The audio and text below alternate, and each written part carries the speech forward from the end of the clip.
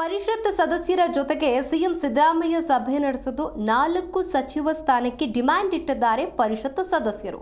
CM ಜೊತೆಗಿನ ಸಭೆಯಲ್ಲಿ 5 ಬೇಡಿಕೆಯನ್ನ ಶಾಸಕರು ಮಂಡಿಸಿರುವಂತದ್ದು. ವಿಧಾನ ಪರಿಷತ್ ಸದಸ್ಯರ ಜೊತೆ ಸಿಎಂ ನಡೆಸಿದಂತಹ ಸಭೆ ಇದು. ಆಡಳಿತ ಪಕ್ಷದ ವಿಧಾನ ಪರಿಷತ್ ಸದಸ್ಯರ ಜೊತೆ ಸಿಎಂ ಸಿದ್ದರಾಮಯ್ಯ ಸಭೆ ನಡೆಸಿದ್ದು, ಸಿಎಂ ಜೊತೆಗಿನ ಸಭೆಯಲ್ಲಿ 5 ಬೇಡಿಕೆಯನ್ನ ಇಟ್ಟಿದ್ದಾರೆ ಶಾಸಕರು. ಇನ್ನು ಪರಿಷತ್ ಸದಸ್ಯರ ಜೊತೆಗೆ ಸಿಎಂ ಸಿದ್ದರಾಮಯ್ಯ ಸಭೆ ನಡೆಸಿದ್ದು 4 ಸಚಿವ ಸ್ಥಾನಕ್ಕೆ ಡಿಮ್ಯಾಂಡ್ ಇಟ್ಟಿದ್ದಾರೆ ಪರಿಷತ್ ಸದಸ್ಯರು. ವಿಧಾನ ಪರಿಷತ್ ಸದಸ್ಯರ ಜೊತೆ ಸಿಎಂ ನಡೆಸಿದಂತಹ ಸಭೆ ಇದು. ಆಡಳಿತ ಪಕ್ಷದ ವಿಧಾನ ಪರಿಷತ್ ಸದಸ್ಯರ ಜೊತೆ ಸಿಎಂ ಸಿದ್ದರಾಮಯ್ಯ ಸಭೆ ನಡೆಸಿದ್ದು 5 ಬೇಡಿಕೆಗಳನ್ನು ಶಾಸಕರು ಮಂಡಿಸಿದ್ದಾರೆ.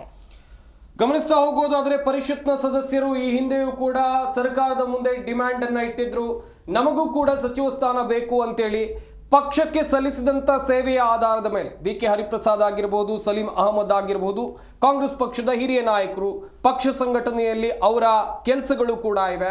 ಇವೆಲ್ಲವನ್ನ ಪರಿಗಣಿಸಿ ನಮಗೂ ಕೂಡ ಸಚಿವ ಸ್ಥಾನ ಕೊಡಿ ಅಂತೇಳಿ ಕೇಳ್ಕೊಂಡಿದ್ರು.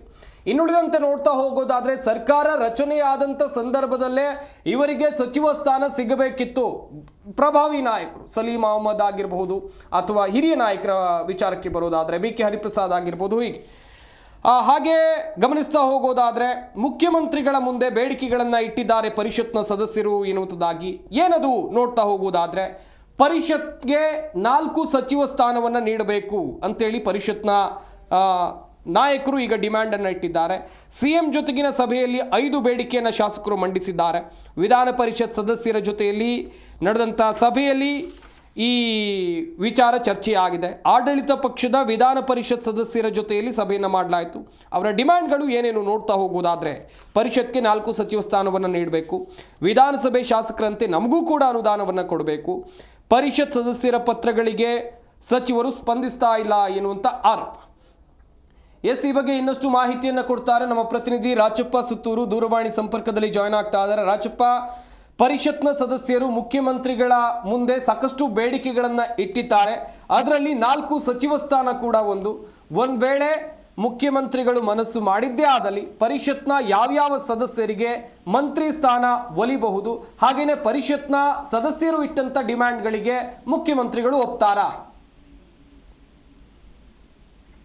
ಸಂಪತ್, ಇದು ಔಪಚಾರಿಕ ಸಭೆಯಾಗಿತ್ತು ಮತ್ತು ಶಾಸಕರ ಡಿಮ್ಯಾಂಡ್ ಮೇಲೆ ಒತ್ತಡ ಮೇಲೆ ಮುಖ್ಯಮಂತ್ರಿಗಳು ಈ ಒಂದು ಸಭೆಯನ್ನು ಕರೆದಿದ್ರು. ಇಂದು ಬೆಳಗ್ಗೆ ಸಭೆಗೆ ಸುಮಾರು 15 ಜನ 20 ಜನ ವಿಧಾನ ಪರಿಷತ್ ಸದಸ್ಯರು ಸಭೆಗೆ ಹಾಜರಾಗಿದ್ದು, ಇನ್ನು ಹಲವಾರು ಜನ ಶಾಸಕರು ಈ ಸಭೆಗೆ ಹಾಜರಾಗಲು ಸಾಧ್ಯವಾಗಿಲ್ಲ.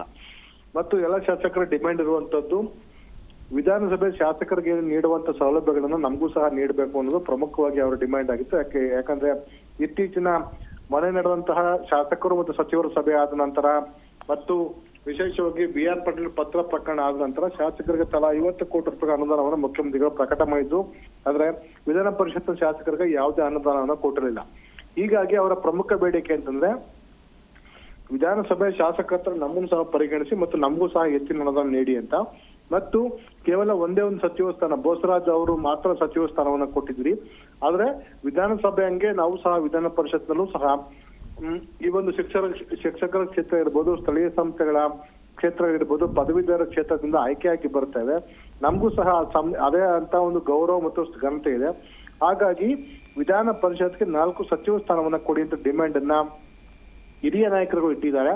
ಯಾಕಂದ್ರೆ ಕೇವಲ ಒಂದೇ ಒಂದು ಸಚಿವ ಸ್ಥಾನ ಕೊಡೋ ಮೂಲಕ ವಿಧಾನ ಪರಿಷತ್ನ ಕಡೆಗಣಿಸಲಾಗಿದೆ ಅಂತ ಆರೋಪ ಇದೆ. ಹಾಗಾಗಿ ವಿಧಾನಸಭೆಯಲ್ಲಿ 140 ಜನ ಶಾಸಕರು ಇದ್ರೂ ಸಹ 30 ಸ್ಥಾನಗಳನ್ನ ನೀವು ವಿಧಾನಸಭೆಗೆ ಇಟ್ಕೊಳ್ಳಿ, ಇನ್ನು ಉಳಿದಂತಹ 4 ಸ್ಥಾನಗಳನ್ನ ವಿಧಾನ ಪರಿಷತ್ ಕೊಡಿ. ಇಲ್ಲದಿದ್ದಲ್ಲಿ ಏನು ಆಲ್ಟರ್ನೇಟಿವ್ ಹಿಂದೆ ಒಂದು ಡಿಮ್ಯಾಂಡ್ ಇತ್ತು, ವಿಧಾನ ಪರಿಷತ್ಗೆ DCM ಸ್ಥಾನವನ್ನ ಕೊಡಿ ಮತ್ತು CM ಸ್ಥಾನವನ್ನ ವಿಧಾನಸಭೆಗೆ ಇಟ್ಕೊಳ್ಳಿ ಅಂತ ಡಿಮ್ಯಾಂಡ್ ಸಹ ಇತ್ತು. ಹಿಂದೆ ಪರಮೇಶ್ವರ್ ಅವರು MLC ಆಗಿ ಆಯ್ಕೆಯಾಗಿ ಅವರು DCM ಆಗಿತ್ತು. ಹೀಗಾಗಿ ಕನಿಷ್ಠ 4 ಸಚಿವ ಸ್ಥಾನವನ್ನಾದ್ರೂ ಕೊಡಬೇಕು ಅನ್ನೋ ಡಿಮ್ಯಾಂಡ್ ಅನ್ನ ಕೆಲ ಶಾಸಕರು ಮಾಡಿದ್ದಾರೆ ಅಂತ ವಿಷಯ ಇದೆ. ಅದರಲ್ಲಿ ಪ್ರಮುಖವಾಗಿ ಈ ಒಂದು ವಿಷಯನ ಪ್ರಸ್ತಾಪ ಮಾಡಿದ್ದು ಕೆ ಹರಿಪ್ರಸಾದ್ ಅವರು. ಕೆ ಹರಿಪ್ರಸಾದ್ ಅವರು ಕಾಂಗ್ರೆಸ್ ಪಕ್ಷದ ಹಿರಿಯ ನಾಯಕರಾಗಿದ್ದಾರೆ. ಅವ್ರಿಗೆ ಕೇಳಿ ಸಚಿವ ಸ್ಥಾನದ ಆಕಾಂಕ್ಷಿ ಆಗಿದ್ರು. ಹಾಗಾಗಿ ಈ ಒಂದು ವಿಧಾನ ಪರಿಷತ್ 4 ಸಚಿವ ಸ್ಥಾನವನ್ನು ಕೊಡುವ ಮೂಲಕ ವಿಧಾನ ಪರಿಷತ್ಗೂ ಸಹ ಗೌರವ ನೀಡಿ ಅಂತ ಒಂದು ಡಿಮ್ಯಾಂಡ್ ಅನ್ನ ಇಟ್ಟಿದ್ದಾರೆ.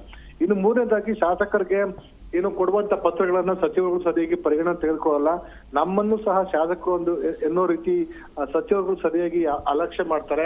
ಶಾಸಕ ಸಭೆಗಳಿರ್ಬೋದು, ಸಚಿವರ ಸಭೆಗಳಿರ್ಬೋದು ಮತ್ತು ಜಿಲ್ಲಾ ಹಂತದಲ್ಲಿ ನಡೆಯುವಂತ ಸಭೆಗಳಿಗೆ ವಿಧಾನ ಪರಿಷತ್ ಸದಸ್ಯರನ್ನ ಸರಿಯಾಗಿ ಗಮನಿಸ್ಕೊಳ್ಳಲ್ಲ. ಅವನು ಸಹ ನಿಮ್ ಶಾಸಕ ರೀತಿ ನಮ್ಗೆ ಆಹ್ವಾನ ಕೊಡಲ್ಲ, ಅದನ್ನು ಸಹ ಸರಿಪಡಿಸಿ ಅಂತ ಡಿಮ್ಯಾಂಡ್ ಅನ್ನ ಇಟ್ಟಿದ್ದಾರೆ.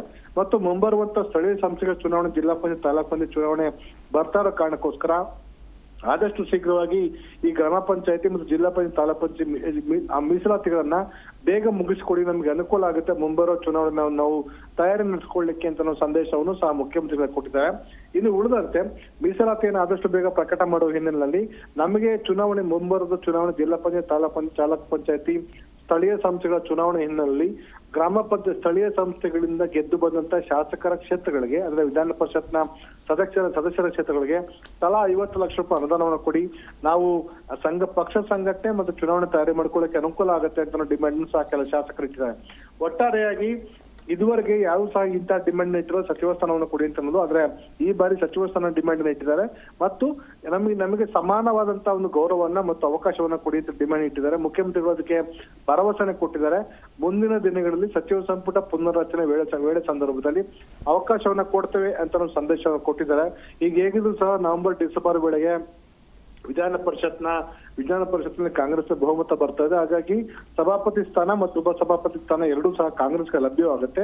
ಹೆಚ್ಚುವರಿಯಾಗಿ ಒಂದು ಅಥವಾ ಎರಡು ಸಚಿವ ಸ್ಥಾನಗಳನ್ನ ಈ ಒಂದು ಪರಿಷತ್ಗೆ ನೀಡಬೇಕು ಅಂತ ತೀರ್ಮಾನವೂ ಸಹ ಮುಖ್ಯಮಂತ್ರಿ ತೆಗೆದುಕೊಳ್ಳುವ ಸಾಧ್ಯತೆ ಇದೆ.